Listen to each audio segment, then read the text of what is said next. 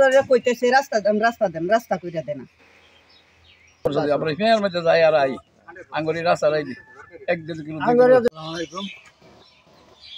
আমার বাপ মুক্তিযোদ্ধা আসরউদ্দিন, আমার তার ছেলে আমি হাবুল নাম।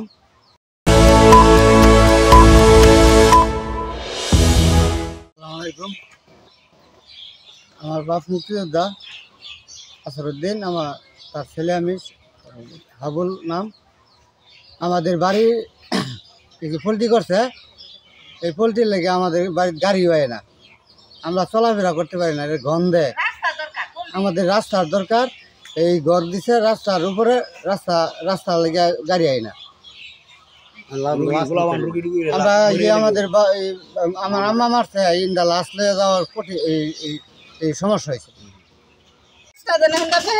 আসতে পারি না, আমরা বাড়া যাইতেছি, আমরা ফেলে লাগি রাস্তা নেই। আজকে খালি 10 বছর ধরে কইতেছে রাস্তা দেন রাস্তা কইরা দেনা। ইসলাম, আমার পিতা আব্দুল হাই। যে রাস্তা আমরা আসতে পারি না, রাস্তা একদম রাস্তার উপরে ঘর করছে। বড় কথা হলো আপনার পোলট্রি করেন ঠিক আছে, বেসিক যে জিনিসটা আপনার বাড়ির পাশে যে পোলট্রিটা, এখানে যে মানুষগুলো অসুস্থ হয়, অসুস্থর কারণে মানে এখানে থাকা যায় না।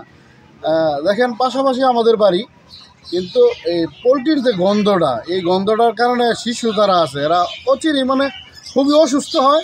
আর গরমকালে যে মাছিগুলা হয়, মানে মানে ঘরের মধ্যে খাবার রাখবেন যে এত মাছি হয়, পোলট্রির কারণে কিন্তু প্রচুর মাছি হয়। এই মাছির এই ওষুধ দিতে দিতে আমাদের জান শেষ। মানে আর গন্ধ তো আর কি বলবো, একটু বাতাস আইলে তো আর না থাকে যায় না, একটা মেহমান আসলে থাকতে পারে না।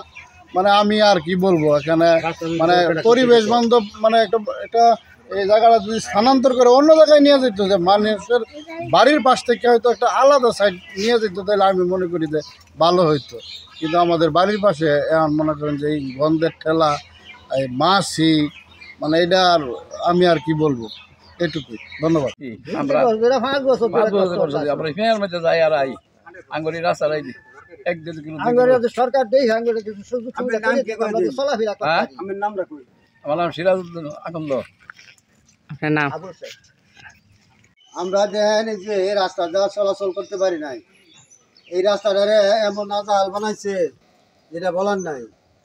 এরপরে এই স্যারের কাছে অভিযোগ করছে যে আমাকে গাড়ি আটকায়। এই যে তাদের বাড়ির সামনে এই যে তাগর যে গর্ত বানাইছে, এই গর্ততে যে আমরা হাঁটতে যাই, আমার এই পাশে 2-3 ফুরা জমি, যাওয়ার মতো কোনো পরিবেশ নাই। এই পিছনেও দেখেন তো এই পিছনে এই রাস্তার চলাচলের জন্য মানুষের বিরাট ক্ষতি হতেছে। আমরা বাড়তে বাড়ি কাটতেছি না। যদি সরকারের কোনো সুদৃষ্টি থাকে এই রাস্তারও পুনরায় দ্রুত গতিতে মেরামত করে দেওয়ার জন্য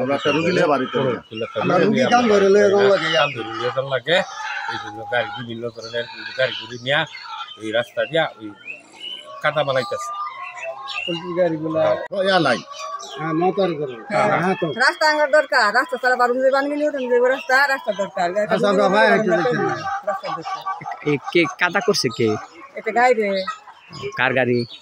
এটা তো মনে করেন আনসারলে আনে, মনিরে আনে, খাদ হেতুরি আনে। কেউ তো বাধা দেয় না। না কেলা বাধা দিব? বাধা দিলে তারা বাধা শুনে না, ওই বিভিন্ন উপর মহলতে ফোন দেওয়া, নেতা ফেতা করে দেয়। আসসালামু আলাইকুম। আমাদের বছর ধরে এই জায়গা আমাদের এই রাস্তার মধ্যে হলি দিয়ে দিচ্ছি, রাস্তা ওটু চালাই, ওটু চালাই, ওটুটা জানা এই বাজার রাই গরিব মানুষ ডেলি 130 টাকা রাস্তার কারণে আমি ওটুটা বাড়িতে আনতে পারি না। বছর বাড়ি হতে আর আমাদের ছেলে সন্তানগুলো আমার যারা আছে সবসময় অসুস্থ হয়ে যায়, পাতলা বানা, ডায়রিয়া, এটা গন্ধের কারণে, পোলট্রির কারণে আমাদের থাকতে পারি না। কে করছে বলতে?